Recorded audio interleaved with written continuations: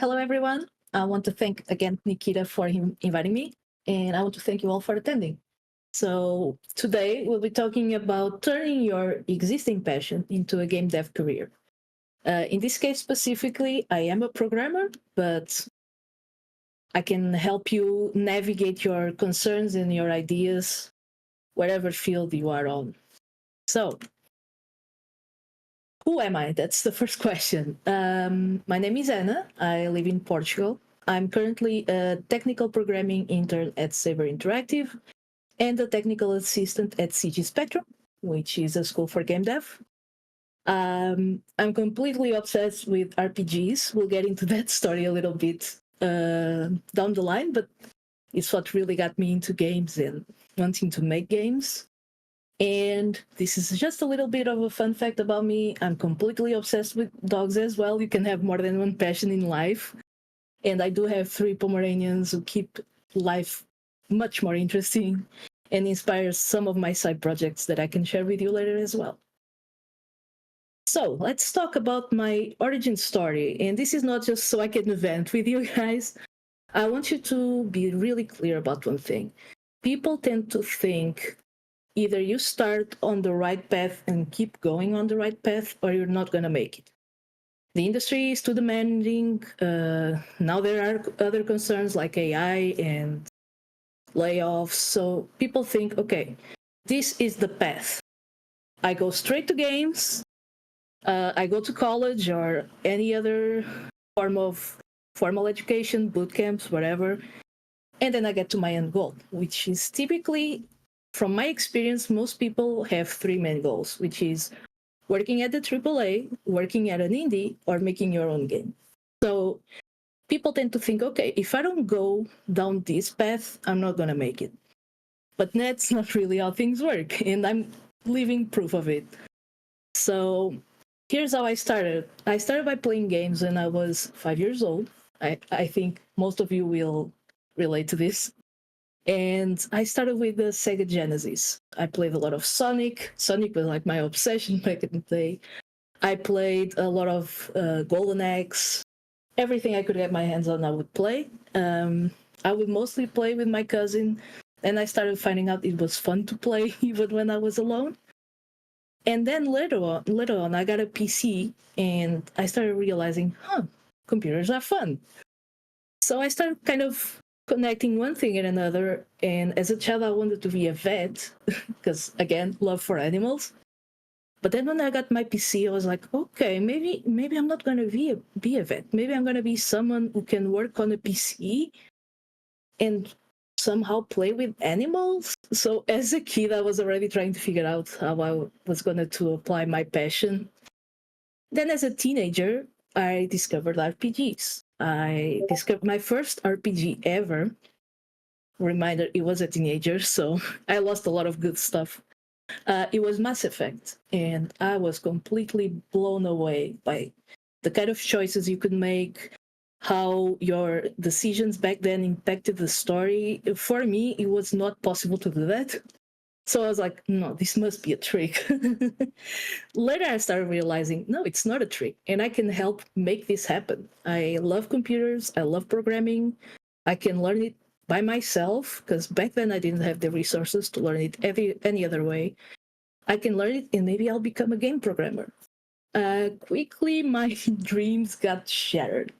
People started telling me it's not for me. I remember one of the most defining moments was when I was in 12th grade, which is like senior year in high school. And the school psychologist said, this is not for you. If you go into that kind of field, you need to be smart. You are not smart. Imagine hearing this from a psychologist. It completely breaks you. So I thought, okay, maybe it's not for me. And I took a step back and started thinking about other things that I liked. And I realized, no, I really want gaming. So I thought, okay, maybe I am not smart. Who knows? She says I'm not, and she's a psychologist. Who am I to judge? But I'll give it a try. I'll try to get into computer science so I can learn programming properly, and I'll have a better chance. I did not get into computer science. My math skills were not enough. So I had to choose another path. That's when I chose I want to become a psychologist. I don't know why. It's not like something I'm really passionate about right now, but back at the time, maybe because I had such a bad experience with a psychologist, I just thought if I can't do games, I'm going to do psychology. So I decided to go in and apply for one of the best psychology schools in the country. I got in, and after 1 year studying there, I met a lot of people, as I'm sure if you ever been in college, you're familiar with. And I met a lot of people who weren't psychologists. I met a lot of computer science students. Who would have thought I would go into that path? And I saw them, like, we would go to the library together, to coffee shops, to work, to study, and I would see them programming, and I would think, no, this is what I want. I can't waste my time on something that I don't love as much as this. So I took a break from psychology, and I thought I'm going to focus on maths, and I'm going to find a way to get into programming. So I spent like 3 months in a row just studying maths, like my head in the books. And I could get into computer science. It wasn't the best university around, but it was a start. That's when I started studying programming. So I'm at step 2 of my journey here. It was amazing. I completely loved the first contact I had with programming. I was like, okay, finally, I'm doing something I love for the first time in my life. So you must be wondering, wait, but there's another step after programming that has nothing to do with it. Yeah, that's right. Life took a turn, and on my second year of college, I had some setbacks with sexism, some bad teachers, some other problems I wasn't really handling, and I felt like I was burning out. Because that's something else. People think to do something as complicated as getting into the game industry, your mind must be of steel. Well, maybe, but mine isn't.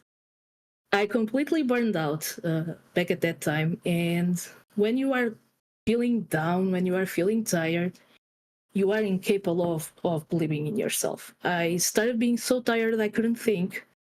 If you can't think, you can't program. So I was completely down in the dumps. And I had to do therapy. I had to go through all of that. And I realized, I still like this, but maybe I need a break. So that's what I did. I decided I'm going to take a break and I'm going to stay away from this kind of environment until I feel like I'm mentally ready to get back in. I never gave up on games. Maybe for like a month or two, I was like, this is not for me. I'm not going to make it. But deep down, I knew this is what I wanted. So deep down, I never gave up. But that's when, around COVID, me and my boyfriend got together to form a marketing company. He was a marketer already, and I'm like, okay, this is pretty easy. Of course, it's not easy, but it's like it was less demanding for my brain. So I'm like, this is great for the break I need. If I just take a little break where I can focus on something that somehow I'm still on the computer, so I'm not completely away, but I don't have to think and learn maths and do all that stuff. Maybe this is the path for me. So that's when I started the company with him. And when I did that, my mind was free to wander around because I did have more time, believe it or not. Had a company and had more time. It's weird, but it's what happened. I had more time and my mind felt free. So that's when I started getting back into my passion slowly but surely. And I started learning more about games. I started playing more games as well, which was amazing. And finally, I decided, okay, I feel ready. And yeah, what you see in that picture is true. It took me 10 years to go through all this yellow path until I got there. After 10 years, I'm like, okay, I'm definitely ready to go back into game dev. And that's when I resumed college because I had left it unfinished. And I joined CG Spectrum. I don't know if you are familiar with it, but it's an amazing school that focus on arts and game dev. So it was remote, which was like the dream for me because I love being at home. I'm like a homebody. So I did join college in CG Spectrum. It was quite the ride because I had to work still because bills don't pay themselves. So I had work, I had college, I had CG Spectrum classes. but I kept going. And that's when I landed my internship at Saber Interactive. It was an amazing experience. I'm still there, and I'm going to be there for the next 2 months. And I have to tell you, I couldn't have done it better. I mean, it's an unusual path, and you may wonder, wow, how did you go through so many different fields? It's great. It gave me experience in other stuff that you may not be so familiar with if you go straight to game dev, which is not a mistake as well. But for me, this is exactly what I needed. But along the way, there were some myths, and yes, these are myths that almost stopped me in my tracks. The first one is definitely I missed the boat. It's too late to start. I was contacting people at HR, and I started immediately negative. It's amazing. You shouldn't do that. But I did. And I always said, I'm already 30. I'm a bit too late. I don't have any experience. And as a 30-year-old, I'm sure you don't want a 30-year-old intern. So I know this is not gonna work. But yeah, I got lucky and I got amazing people replying to me and telling me, no, it's fine. You're 30. You're not 60. Even if you were, it's fine to start whenever you are ready. So you are still young. You can still do this. And you have a lot of other experience to back you up. I'm like, could that be true? It was. Believe it or not, it was. And I'll tell you a little bit more about it later, but it's never too late. You just have to know the positives of what you're thinking about negatively right now. So I thought my age was a drawback. It was actually a good thing. You don't meet a lot of interns that have the life experience of a 30-year-old. So that gave me and gives me currently a lot of edge that, for example, an 18-year-old doesn't have. So it's never too late. It's also never too early, which is something else that didn't happen to me, but I've seen it happen. Like, oh, you're only 10. Let's not bug the kid with programming. Never too late, never too early. It's a matter of what's right for you. So don't let that myth hold you back. Another thing is, in my case, you have a general myth here, but in my case, it's like you need to be a math genius or a coding prodigy to get into the industry. And I'm sure a lot of you who are in art, I don't know if we have anyone here from art, but if you are, you probably heard, oh, you must have so much talent. If you are going to the game industry, you need to know how to draw since you're 5 years old. That's also not true. In my case, for coding, modern tools have made game development more accessible than ever. I mean, you have full game engines that have everything ready for you if you want to be a generalist. If you want to be more focused, sure, take that path. But if you want to be a generalist, everything is laid out for you. You just need to have the passion, which is exactly what we're talking about, to learn about it. The other thing is only AAA studio jobs at the dream company count as making it. And this is not me being hypocritical. I know I'm at a AAA, but who says this also says like only counts if you're at an indie that makes the next best game, or only counts if you make a solo game and you are a success on Steam. Not really. It only counts as making it if you feel fulfilled. That's my opinion. And in my honest opinion, you only know what you like when you really try it. I mean, I was 100% sure that I want to be a gameplay programmer, for example. And when I tried it, I'm like, this is not my thing, actually, now that I tried it out. And then I started exploring other fields, and I realized, maybe what I like is rendering. I like art, but I can't do it because I'm terrible, and I've tried learning, believe me. I like creativity, and I like coding. So gameplay, I thought, would be the best of both worlds because you implement someone else's ideas. But I found it a bit too boring for my liking, and that's fine for people who like it. Again, it's great that we are also different, but I found out that it's something else that I like. Same thing as you can go to a AAA studio. Imagine your favorite game is Mass Effect, and you end up at EA/BioWare. And you find out, now that I'm here, never meet your heroes. This sucks. I'm not saying they suck, by the way, but it can happen. And same thing if you dream of making your own game and later find out it's too much work, it's draining you, the fact that you have to market it and publish it is too much, it's okay. And you still made it, just in a different way. You got one step closer to your real goal. So only AAA studio jobs at the dream company? No. It's whatever is right for you. I know a lot of very, very talented developers who stayed always on the indie side, and I think they are way better than me. So it has nothing to do one thing with another. The reality is the industry needs passionate people with fresh perspectives. And don't let the current climate fool you. I mean, I know a lot of artists, unfortunately, are being replaced with AI. But in my opinion, again, this is very opinion based, but in my opinion, that's going to end sooner or later. Because I don't know, I can't find in AI what I find in the art by a real artist. There's just soul, there's passion, there's heart. Same with code. Believe it or not, there's also passion. You can see if you know how to code. You can see when it was done by someone who doesn't care about it versus someone who really studies it and loves it.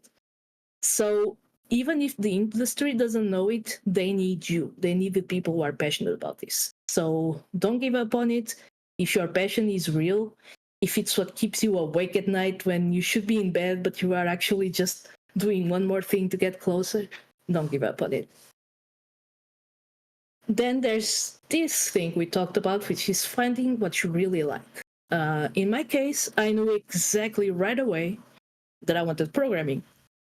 But for a little while, I started wondering, maybe I like design because I get to exercise my creative muscles a little bit more and I don't have to tire my brain so much with complicated programming. But yeah, I stayed in programming. But you can also, maybe you like concept art, maybe you like modeling, maybe you like audio, maybe you even like QA. If you like QA, I would love to meet you because I never met a person who likes it. But maybe you do like it. Maybe you like to be a producer, a manager. I mean, a marketer even. You can be a marketer and work in games. So your clue is if you are working on something and suddenly it's like, oh, I forgot to have lunch. Huh? It's already 11 p.m. I was supposed to be in bed. That's the thing you want to work on. I mean, if you lose track of time, that's the thing you are passionate about, because you don't lose track of time when you're doing something boring. Actually, you are hyper aware of the time. So find that one thing that makes you lose track and hold on to it and find whatever you need to find to get there. These are the first steps that worked for me. So you found your passion. You need to find how to get there. So how should you do it? You should start tiny. I know people, I meet a lot of students who think, I love RPGs, so I'm going to make my own RPG. I mean, it's fine, but you should realize if you make your own RPG, it's going to take you years. Years. I'm not even exaggerating. I mean, full teams take years. So imagine one person solo. It's true. It's going to drag forever. If that's what you want to do only, that's fine. But you should really focus on starting tiny. Just do a 1-week project for starters, for example. Whether you are in art or programming, doesn't matter. So imagine you're a programmer. Just do a little interactive experience, not a game. Just something like, imagine you have a character that goes around in a sort of museum and interacts with stuff, and it shows you something. That's an easy project that's going to teach you a lot, and you can add it to your portfolio. And then when you have way more skill, you can just remove it. It's fine. If you're an artist, start with a nice piece of concept art that's simple and it's not going to take you a lot of time. And then you can start iterating on it later, but at least you got a win. That's what really matters. Having a win and feeling like, okay, I made it. Another thing is document everything. I mean, I could not stress this enough. This was an advice I got from both my boyfriend and my mentor, and I love them for it. During my whole time studying and working, I've been writing every single thing down. I do a project, I take screenshots, and I write what happened that day, what were my challenges, what did I overcome, why did it work so well. And then I turned it into a blog, which is a great thing you can show to anyone you meet on LinkedIn or to recruiters that are going to know you are passionate about it. And then also, imagine you do a piece of art or a piece of code. Then you have an interview, and of course they're going to ask you, what was your biggest challenge? What was your proudest moment? Are you going to remember it? Are you sure you're going to remember it if you did it 1 year ago? Because I know I wouldn't. So it's always great to have everything documented so you can just take a look and even see how far you've come. Last but not least is to build your portfolio. A lot of people get stuck here because they are trying to build the perfect thing. So they are just, okay, so I have my little game, but it's so little. I'm not going to show this to an employer, sorry. I'm going to build that RPG and then I can show it off on my portfolio perfectly. Don't do that. You're never going to end. If you are waiting for perfection, you are never going to reach it because nobody's perfect. So just document stuff like you did. That's a great portfolio in and of itself. I mean, an employer sees you worked on something, they know what were your challenges, they know you were passionate enough to document it, they are going to love you for it. So start building block by block, and then imagine you start learning how to draw now. Of course, your portfolio is going to look a bit iffy, but in a year from now, you're going to be much greater. I'm sure of it. So start removing the older pieces of your portfolio and replacing them with the new ones. But don't wait until it's perfect. That's the biggest advice I could give you. Just do something, even if it's not the best. Regarding portfolios, there's portfolio gold and then there's portfolio poison. During my marketing time, I saw a lot of portfolios. I saw a lot of resumes, so I can tell you there are stuff people do really well and there is stuff people do really badly. So one thing you really want to include in your portfolio is clearly state what you did. Imagine you have a game and you are a concept artist and that's all you did there, which is a lot of work. Don't just show the game. Say, I collaborated with a team of however many people, and I worked with them for whatever time you worked for, and I did concept art for this, and then show screenshots of your progress. That's way better than, here's the game. I mean, nobody's gonna love you for it. Another thing is, again, documentation, and I'm sorry that I'm so annoying about it, but take process shots and document how you solve your problems. Because one thing is knowing how to make, for example, a beautiful character. Another thing is explaining how you did it and showing you have the technical know-how. That gets you a long way. Another thing is add your personal voice. I mean, don't be afraid, oh, I have to be formal because an employer is going to be watching this. Of course, you don't want to be like cursing or, I don't know, having like completely wild behavior, but be you. Within what's reasonable for an employer to see, but be you. Have your personal voice. Don't be another cog in the system, just trying to be like everybody else because everybody else got a job, so I have to get a job, I'm gonna be like them. No, let your personality shine through, show them who you are, show them why you love this, and trust me, if somebody who is passionate about the field sees it, they're gonna know you're one of them. So, on the opposite side of the spectrum, we got portfolio poison.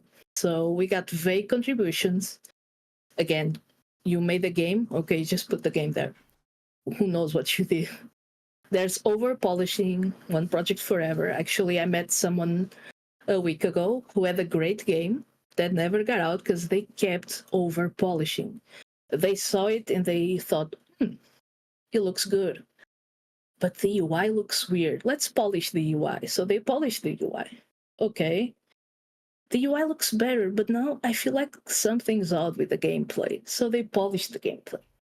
And then, now the gameplay is good, but the UI is bad again. And they went on this loop for 2 years until they, understandably, gave up on the project. So it's better that you just have something you are proud of, but a lot of us are very insecure about our own work, and we're going to talk about it later. So get someone else's opinion. If they say, this is good, throw it out there. Don't over polish it. Go to the next project, learn from it, and then if you really want, go back and apply what you learned from the new project to the old one. But don't stay in the polishing loop. Another thing is people forget to highlight the teamwork, the time management, and other stuff. For example, it's different to say you made a game versus saying I made a game with a team in 1 month. I mean, I'm sure you can understand the difference.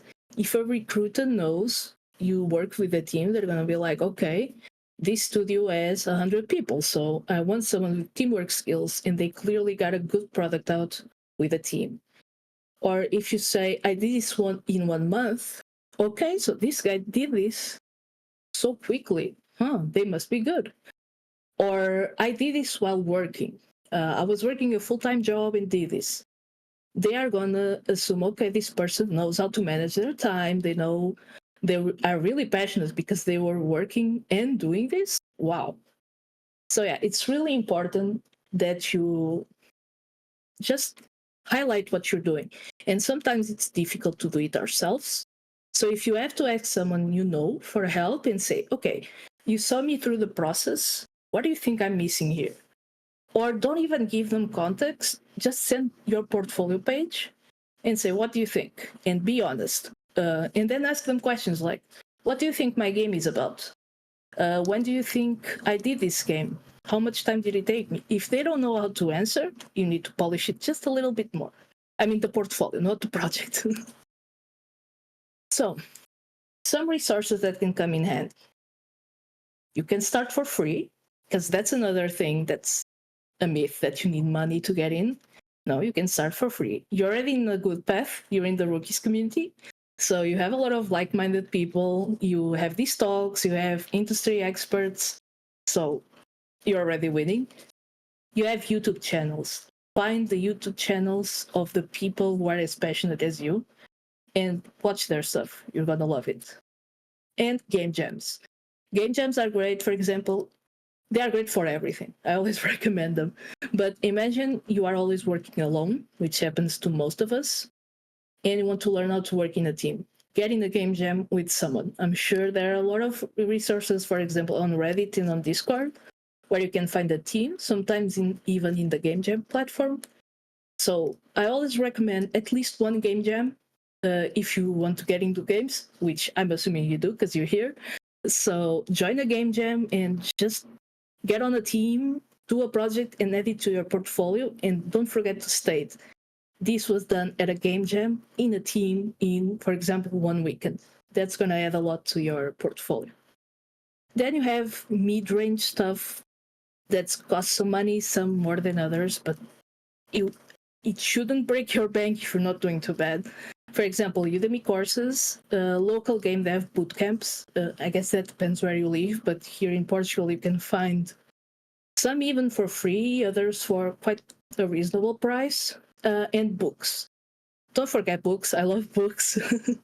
So if you like reading, do take some time to search the best books in your area and just start reading a little bit about them. And then there's a more significant investment, which, by the way, even the mid-range is not mandatory, so the significant isn't as well. But if you want to take that extra step, you should join a mentorship program like I did at CG Spectrum or any other school that has mentorship programs. Getting that feedback from someone who's in the industry and can really tell you honestly and with knowledge what's wrong or right with your portfolio, what you should hone your skills in. That's just a huge step forward. And then there are things that can really speed your process. First is finding a feedback circle. I talked about this, and I'm going to hammer it down a little bit more. Find people you trust. They don't need to, and some, at least like one, should not be in game dev. For that, I use my boyfriend, for example. and others should be. And just share your unfinished work, share your portfolio, share your resume, and ask them, what do you think? Would you hire me? You can make whatever, you can ask whatever questions you want, whatever you need feedback on. For example, would you hire me if you saw this? Do you know what I did when you see this? Do you understand? Is the language clear enough? That's another thing. For example, when I want to run something by an HR person, I usually ask my boyfriend, if you read this, do you understand what I did? Because if he does, that's great. If he doesn't, an HR person with no experience in game program is not going to understand it. So they probably might just toss it aside. So do get a good feedback support circle. For example, here in the Rookies Discord, you can share your stuff and ask. I mean, there's a feedback channel just for that. You can ask and just see what other people tell you. And then there's also other stuff, like if you are in the school, you can ask your classmates. Reddit is a great place to ask questions and feedback as well. So find your feedback support circle and never leave it, whatever stage you are on. Even if you get a job, just hold on to that circle. Then there's another thing, which is building stuff with purpose. I see a lot of people try to kind of see other people's portfolios and just do the same thing. That's fine if that's your thing, but in my opinion, you really should find your passion and your goals, and then just combine the two. So if your goal is to work at an indie company doing, I don't know, and you love platformers, so maybe focus your portfolio more towards that. You may think, okay, sure, but what if I don't get a job there and I need to start somewhere else, like working on a sports game? I mean, first of all, why would you aim for anything that's not what you want, right? So just really go to that thing. Another thing is, if you build with passion, your chances of getting the dream job, because I don't believe in dream jobs, because there's only a dream job when you are there and you know it is. But your chances go up substantially because it really shows. You may think it doesn't show because it's through a screen or through a piece of paper, but whenever I see a resume, I can clearly tell if that person likes what they're doing or not. It's really visible. So do it with purpose. And then another thing, which is quite the struggle, I deal with it myself constantly as well, even now, is create stuff in public. Don't wait until your stuff is perfect and then share. No, just, for example, live stream yourself drawing, modeling, coding. Share your stuff on Discord for other people to give their opinion. Write it in a blog so people see your thought process and can comment. That's your accountability buddy, first of all, because if you don't post stuff, you only have yourself for accountability. But imagine every single day you do a stream and then you start slowly getting viewers. If you stop doing that stream, they are gonna annoy the crap out of you. So they are your accountability buddy. If you post every day on Discord for 6 months and then you get demotivated because something happened, so you stop doing your stuff and you stop posting, everybody who followed you in your work on that Discord, they are going to be messaging you, they are going to be tagging you, and they are going to get you back on the right track. So don't be afraid to create in public. Just find a space that feels safe for you. I know not the whole internet is good for everyone. Some people are more immune to criticism. Some people are more sensitive to criticism. And all those people can coexist in the internet and just have their own safe space to share their stuff, even if you have to create your own. But never give up on creating things in public where everyone else can see it. And this is exactly what I was talking about. Find your community. Find that place where you feel safe and you feel welcome. So online, you can find that in a lot of places. I've mentioned Reddit a lot, Discord a lot, because they are great. They are more niche. You can find a community that really resonates with you and what you like to do. Same thing for school. Maybe you like self-learning, which is fine.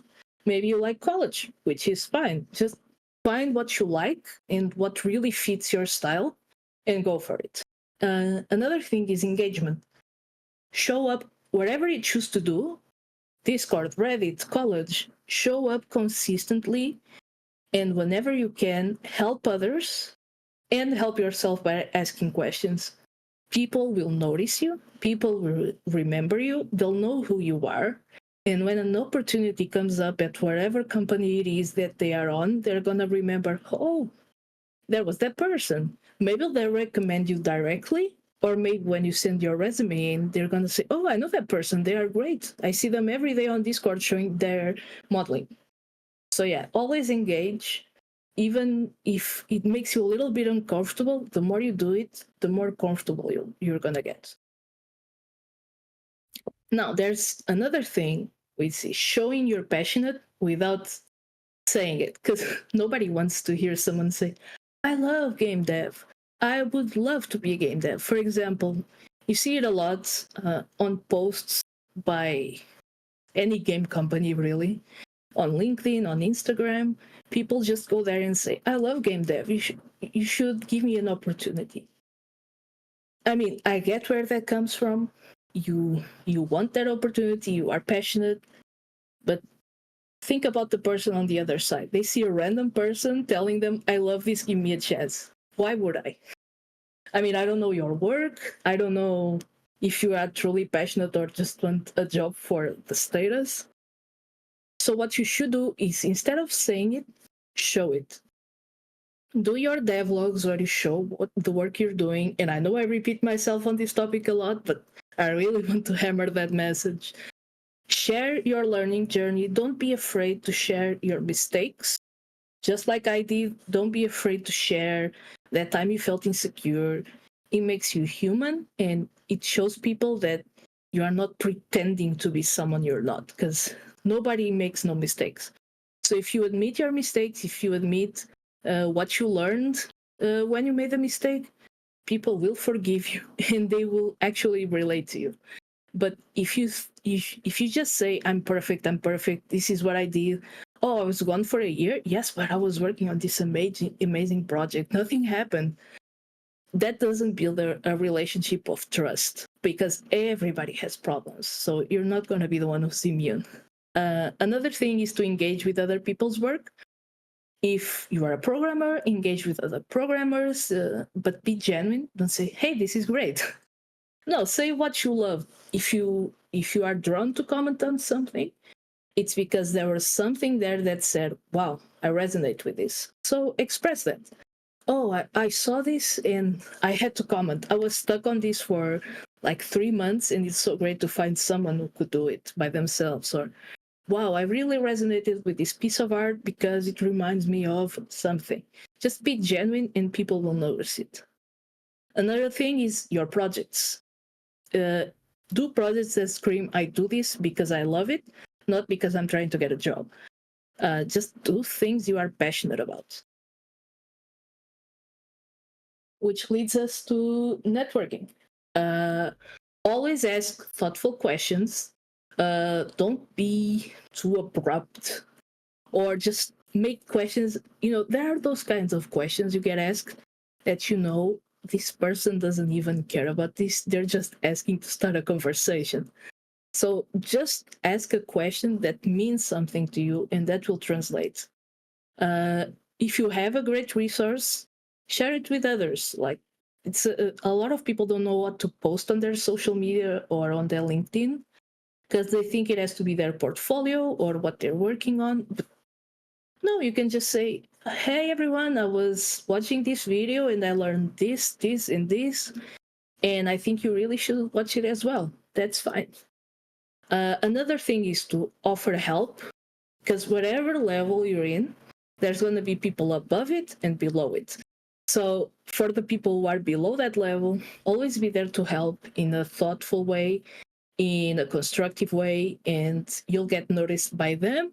But by the people who are above your level, they'll think, wow, this guy knows what they're doing. Maybe I should have a chat.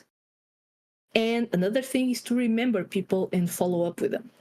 If you comment on something and that person shows up on your feed again and you don't know who they are, it's going to be hard to keep that relationship going. However, if you say, oh, hey, I saw that post you posted the other day, and now this is a great follow-up, and actually I could relate because of this. If people notice you remember them, they feel, I'm not going to say important, but they're going to feel noticed and going to feel like you care more than if you just throw random comments at people. And then, of course, you got your career events. Game jams are great. I already talked about them. A big one is Global Game Jam. You also have a lot of game jams going on at itch.io, and you can find a lot of them online. Another thing is industry talks. There are a lot that are free on YouTube. For example, from GDC, from Unreal, from whatever resource you can think of. Then the Rookies events, congratulations, you made it, you're here. I mean, I can kind of see you from the corner of my eye chatting with each other, so that's already a great start. You're already networking. And then there's local meetups where you actually meet in person. For example, GDC, SIGGRAPH, Gamescom, which is not so easy to do, I know, for logistic reasons, because you have to go there, especially if you live far. Other people are also not comfortable in a place with so many people, but start building that confidence up at a pace that's comfortable for you. And when you are ready for those meetups, trust me, they'll be worth it. So, if you are looking for a plan to apply what we just talked about to your own career, what I would say is the first step is not even here. The first step is to really think about what we discussed earlier about what's the thing that you lose your track on. Like, what's the thing that's your true passion that you don't even notice time go by. Once you know that one, which you might already know, most of you probably know, it's time to start one small project that you can finish in 2 to 3 weeks and be really realistic with yourself. Don't think, maybe this sounds a bit too complex, but if I really apply myself, I'll get it done in 2 weeks. Don't do something if you really apply yourself, you'll get it done in 2 weeks. Do something you know you can realistically get done to get that quick win and to get something for your portfolio. Another thing is, during these first 30 days, get that habit going. Start posting weekly or daily progress updates somewhere public. Discord, Reddit, your local Facebook group, if somebody even uses Facebook anymore. Just keep posting your progress. Another thing is, during these 30 days, start joining communities. You're already in the Rookies community? Look for other communities here on LinkedIn, whatever else you can find them, and start joining one or two. Don't join like all you find. That's gonna overwhelm you and you're not gonna do something significant. Join one or two, or for example, you are here in the Rookies but never introduced yourself. Okay, sure, go to general chat and say who you are. I'm sure you'll start seeing a lot of results from it very soon, either learning things from other people or meeting people that actually might have an opportunity for you. Either way, you're going to benefit for it. Another thing is to set up a simple portfolio page. It doesn't have to be your own custom website. I know I have one of those, which is currently down right now, so you see the downsides. But it can be a simple page on the Rookies website, on ArtStation, on GitHub, whatever works for you and you know you can maintain it. Go ahead and set it up. I'm just saying, set it up. No pressure. Just create the page and just lay out the canvas so you can start uploading content. For example, the first content at the end of these 30 days. Another challenge I want to give you is to reach out to at least one person whose work you admire and ask them a specific to you and relevant question. Whoever that person is, if you can find them and they are okay with getting messages, that means they have their messages open or something, be it on LinkedIn, on Discord, whatever else, just reach out, be meaningful, do a very short introduction because sometimes people are busy and they don't have much time to read. Let them know who you are and ask them a question that's relevant to you. Don't ask them a generic question like, how can I get started? No, ask them something. whatever has been bugging you for a long time and you really cannot find the answer, ask that person. I give you that challenge, but don't feel discouraged if they don't reply. But if they do, you are going to win a lot more than just not trying. So imagine you are done with these 30 days and you don't feel closer to your goal. So how can you find your North Star? And do see that we have like 3 stars here, because I don't believe there's one straight path you can follow. So you're going to have to follow 1 star and then, okay, I accomplished something. Time to look for the other star. So the first thing is define what success looks like for you. Not what your parents made you believe is success, not what your colleagues tell you is success. What makes you feel happy, what makes you feel accomplished, what makes you feel like a successful person. Because for some people, being successful is being rich, for others is having a family, for others is being in a great career, and then within the great career, that kind of varies from person to person. So define what success is for you. Then break that down into little personal goals and career goals so you can achieve them slowly but surely. You don't want to make it like, imagine you're a student who's never been employed. Don't make your career goal to be a lead programmer. That can be your goal, but don't make it your only goal. Break it down into little chunks. For example, you're a student. Okay, my first goal is to complete whatever course has been in my mind lately because I really can't focus on it. Then after that course, I want to do the other courses to finally finish my degree. Then I want to make my first resume and send it out. Then I want to make my first portfolio piece and upload it to my website. Break it down into little goals so you keep getting quick wins that make you feel motivated. Then we kind of going into the psychology side of things. Whatever motivates you. Some people are motivated by giving themselves a little gift whenever they achieve that goal. Others want to reward themselves with, I don't know, a night out. Just find whatever is right for you, but you need to get those quick wins. Another thing is to always remember where you started, because I know for sure whenever any of you started, you already made a lot of progress. Even if you started yesterday, if you know how to think positively about yourself, you're going to find something good about your progress. So think about why you got started. And whenever you are feeling down and like you can't make it, remember, why did you start? And what motivates you to keep going? And imagine you started because you really loved a game. Go play that game again. Maybe you'll find the motivation again. Just don't give up on yourself. And another thing to ask yourself every now and then is, what kind of impact do you want to make? Are you doing this so people can kind of use games as an escape? Are you doing it because you want to be known as the guy who made that game nobody else saw?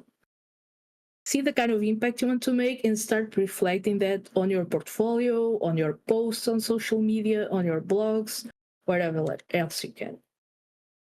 So now it's time for me to shut up a little bit and just here to answer your questions. Also, if you don't have questions, I would also like to hear about what's been holding you back from getting your career started.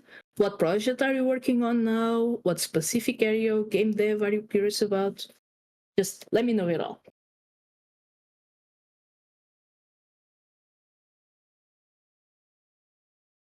Okay, so I already have a question from Lando, who says, "Hey Anna, which personal project of yours do you think made the most impact for the start of your career? How did it help get your foot in the door of a job posting?" Okay, that's a great question. I don't have, believe it or not, I don't have a lot of personal projects. I have like 3.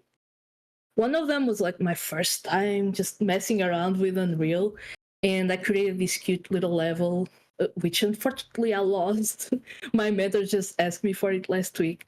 It was this cute little level where a frog would just walk around and he could crouch and jump and just hit walls. It's very simple, but it taught me a lot. Believe it or not, that simple thing taught me a lot. Then I also had another project that was way more complex, which taught me the value of scoping. All in all, there wasn't a specific project that got my foot in the door. It was all of them combined. Because in my case, I got in by referral, and that's because a lot of people were praising me for the work I did in these projects. So it was like a no-brainer for me to get hired, because there was not a single person saying anything bad about me, because I was always, like I said, honest. I always was honest about where I was struggling.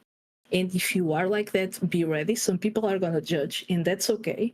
But I was always honest, and that got my foot in. Just doing projects that actually challenged me and made me learn without being afraid of making mistakes. Okay, I want to be a game programmer. Is it possible to start as a QA or producer and then jump into programming?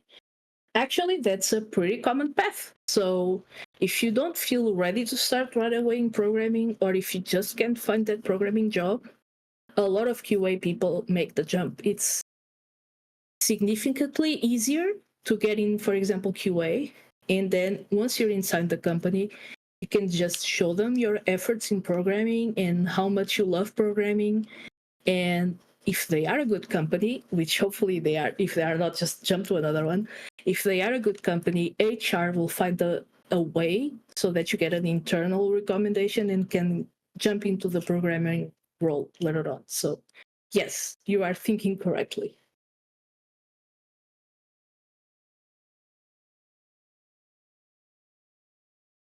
We got a few other people typing, so I'm gonna wait for any questions you might have.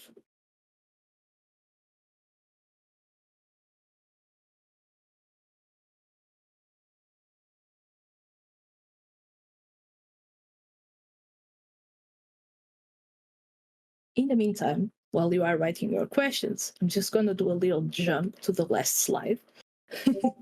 So whoever doesn't have questions, they can just,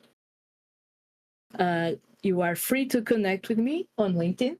You have my LinkedIn here. And you are also free to send me a DM here on Discord, either with some questions you are not comfortable sharing here because they might be more personal, or with just your story. I love hearing people's stories in game dev, so don't be afraid to connect with me. Thank you so much, Ash. It warms my heart. Okay, what programming language did you start with? Okay, so the programming language I started with was not the best to start with. It was C, not C++, C. I started with it because I knew what college I was getting into preemptively. So I knew they focused a lot on it, and that's the one I started on, which kind of, it's not low level, it's not assembly, but it's also not C++. So at times I got a bit discouraged because it's not the best thing to learn from. Most people I know start with Python or C Sharp. And even C Sharp, I think it's a bit of a leap if you've never touched any programming concept before. So yeah, I started with C. Also, when I decided to move forward from what the school psychologist said and dove into mathematics. Okay, yeah. I guess I don't really have a specific tip. I'm just extremely stubborn. I grew up extremely stubborn. I always told my parents, I don't care what you think, I'm gonna be this person. So when that psychologist told me that, it definitely rocked my world a little bit. Quite a bit actually, and it threw me off my path for a few months. But then the stubborn person in me just said, no, that psychologist doesn't know what she's talking about. You are going to be a game dev and you are going to be a game dev. So yeah, unfortunately, I wish I had nice advice or tips, but I'm just really stubborn, that's all.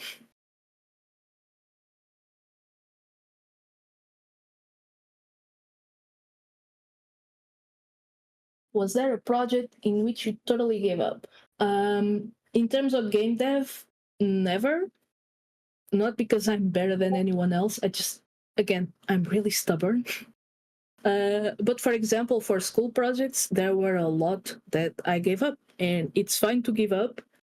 I just felt that it was consuming me mentally so much that it was not worth it to keep working on that. So if you ever feel that about a project, my advice is take a step back from it if you can. Like, leave it there for a week and just do something you like. If you come back to it after a week or whatever time is good for you, and you still absolutely hate it, maybe it's just not the project for you. Unless it's like you are depending on it to live, like it's your job and you can't get any other alternatives for now and you are short on rent, sure, you have to plow through. Otherwise, if it's leaving you that bothered, just give up on it. It's not worth it.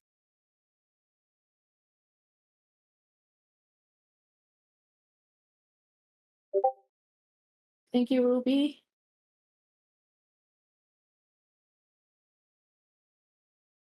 Okay. So Chelsea, I relate to you, Chelsea. I mostly worked in marketing for the last 3 years. I've been working for 6. In the last 3 was basically just to pay for my living expenses. So I get you. Okay. So you are struggling with time. Okay.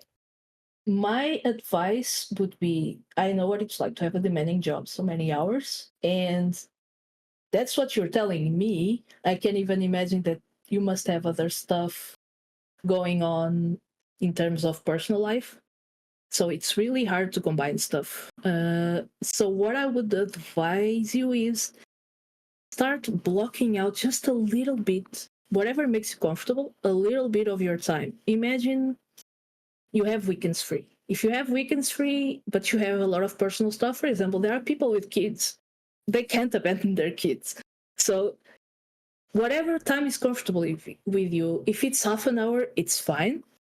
Reserve that time, block it every single week, and say, this time is for me, this time is for my 3D learning. And just do whatever you feel you need to do. So, like I said, you should do a plan with your goals and then think about what gets you closer to your goals. Whatever time you have that you block during the week, use it for that. It's already way more progress than you are doing when you're feeling overwhelmed. Because if you have that peace of mind of knowing, okay, this time is for this task, and it's okay, I planned for it, you are going to focus so much and be more productive than, for example, I'm going to try to work on these 5 hours a week, and they are going to be random hours whenever I find the time. That's going to be more chaotic. Sometimes you may even feel guilty that you are doing that instead of doing something else. So my advice is block that time. Doesn't matter how much it is, it's already more than you can do now, for sure. So block that time, focus on the tasks, and once you start seeing the progress, I'm sure you'll thank yourself for blocking that time.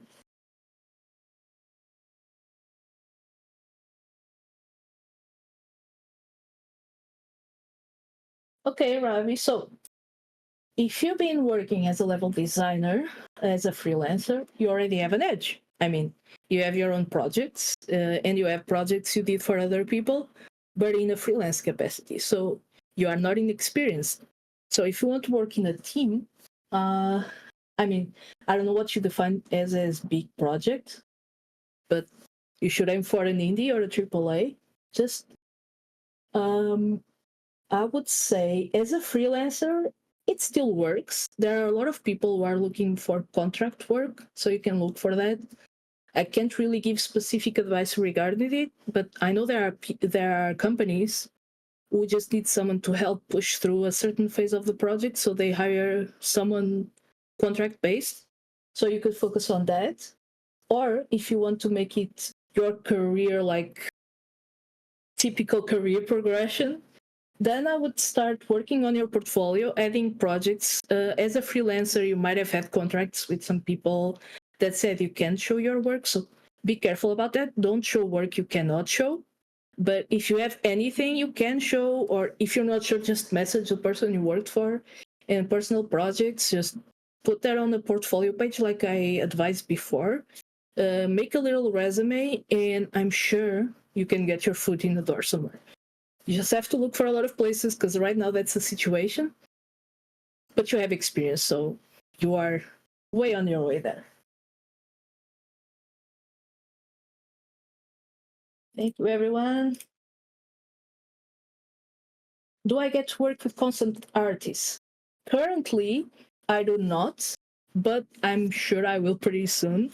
But concept artists, in my experience, tend to work more with modelers and environment people, and not so much so with programmers. Although I'm kind of a nosy person who goes through every office inside Saber, and I just keep peeking at what people are doing. So I'm aware of what they're working on, but I don't do direct work with them. No, sorry.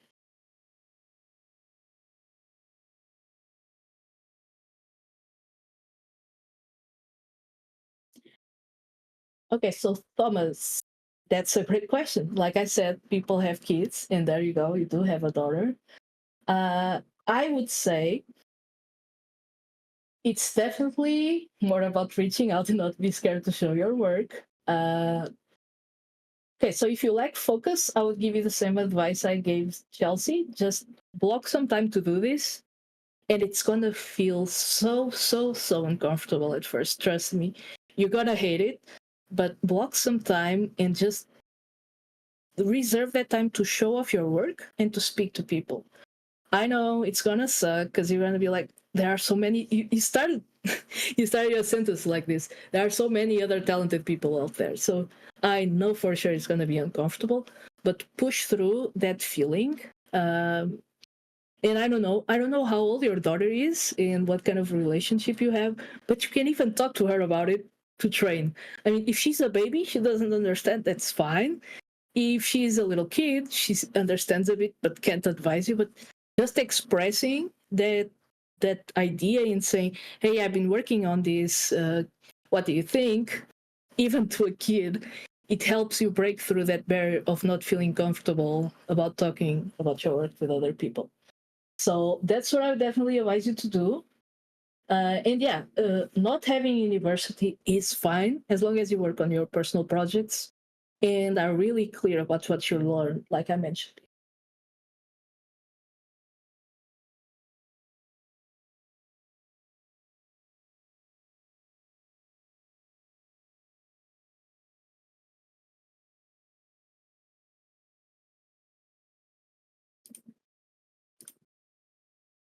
She's 3 years old. Okay, so she's not gonna understand a word, but just talk to her.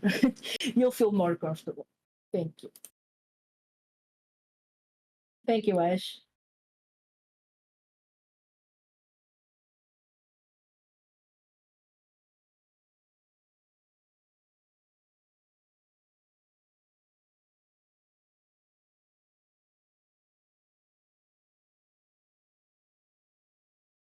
Oh, it's great to hear that from you, Lando, a fellow old intern.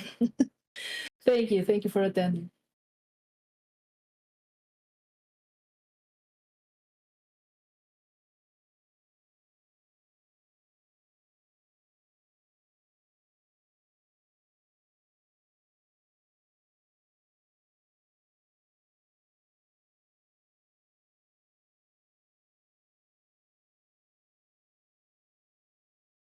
So if you have any more questions, it's your time to type them now.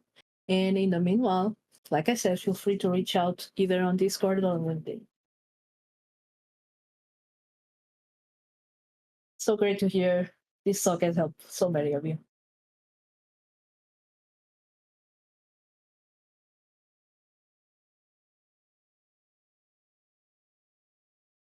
Yes, that thing about starting a project more for other people, yes, it does motivate you, but you have to do it for yourself as well. So I get what you went through. And yes, sometimes doing mods, if people really like it, they can pressure you so much. But never forget, you are doing this either for free or for a low price, because I know mothers always work this way. And you are doing this because you wanted to, and because it comes from a place of kindness from you and from interest from the game.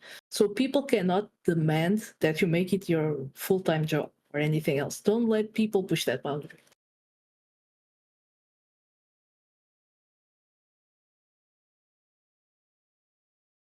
do I find Unreal easier to learn rather than classic script? Okay, so that depends on your background. So if you are working, okay, you are working. You actually didn't say what you are working in specifically. But if you are in arts, blueprints are definitely the way to go. It's fine that you start on blueprints. Even blueprints can be tricky. Again, like I said, I'm about exposing our own weaknesses, so I'm terrible at blueprints, and it's fine. Some people look at me weirdly, like, but blueprints is just the code you make, but it's much easier because it's visual. I know, but there's some kind of blocker in me that does not allow me to learn blueprints quickly. So it kind of depends on your background and your learning process and what you like to do. So I do think blueprints are easier to learn for most people, especially if you're in arts, I would go there. Yes, then I would go for blueprints. Because if you don't have background, if you are just trying to do a small project, even coders sometimes do everything in blueprints just to prototype fast, and then they push it to code. So as an artist, don't worry about learning coding for now. Just see how blueprints treat you first. Okay, so what do I do when I have a creative or mental block? Huh. I don't have a lot of creative blocks because I don't deal a lot in creative work and I'm stupidly creative. So combine being very creative and not doing much creative work, the ideas kind of go, there are too many. But if I did have a creative work, I'm sure I would have the creative block. As for mental blocks, I think the more you dwell on it, the worse they become. I know I've become stuck on code many times. And the more I ruminate on it, the more I go to sleep thinking about the solution and just I stop going, for example, for dinner with my boyfriend because I have to solve that problem. It just gets worse. So be kind to yourself, be compassionate to yourself. If you are having a block, it means you are human. So do something that you like. If it's going to the gym, go to the gym. If it's painting something that's not as creative, go ahead. Like imagine you want to just copy a drawing somewhere. Do it. If you need to play a game, play a game. Do something that you truly enjoy and that you kind of lose yourself in so you don't think about that problem, about that block for a while. And when you come back, it should be better. If it's not better, it's also okay. Just keep plowing through, keep work for a little bit on it, and then just do something that gives you joy, and your brain will feel so much more relaxed that there's no way it's going to remain blocked forever.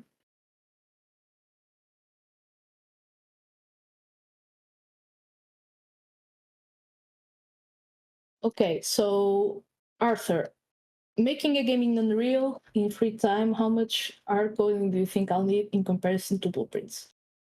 It depends on your game, and I hate the answer, it depends, but it's true, it depends on your game. If it's something relatively easier to implement, and if you don't have coding background and are not interested in that, blueprints will work. If it's a more complex project, either blueprints will not support the kind of features you want to make, or they will, but the project is so complex that you'll start seeing it in the performance. So that really depends.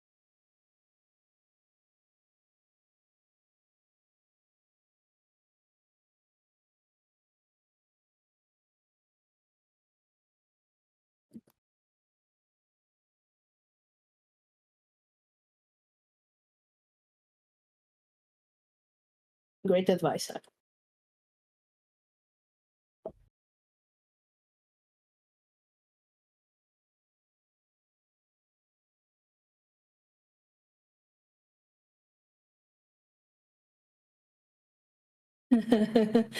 Yeah, you can imagine.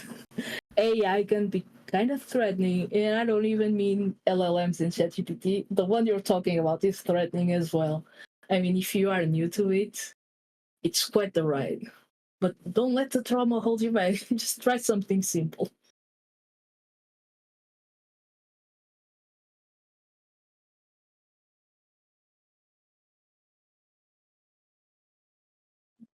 Yes, Arthur, that actually works great. That's why there's something called the rubber duck method, where some programmers just have a duck in front of them and they talk about their problem with the duck. That helps you break through that barrier when you're mentally blocked.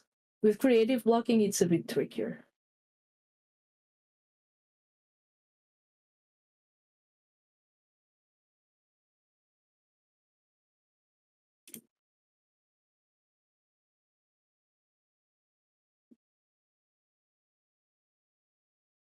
Yes, Alejandro, that's the thing. You're already on the right path. It's a matter of time. Keep up the great work, and I'm sure you'll get noticed.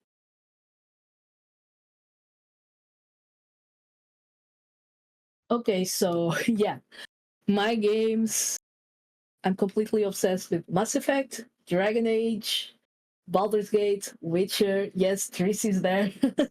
Cyberpunk. And I mean, some are more obsessed than others. I know I've done like 10 runs of Baldur's Gate 3.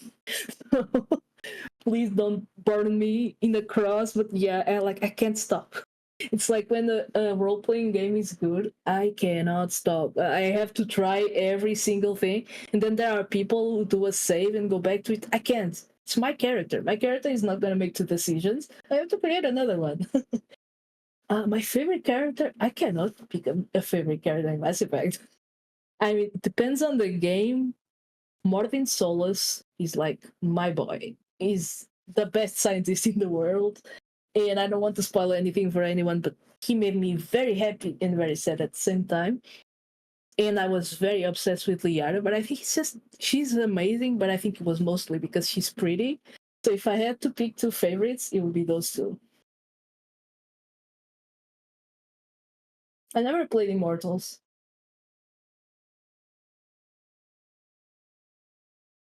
Don't give me too many game ideas. I don't have a lot of time to play now.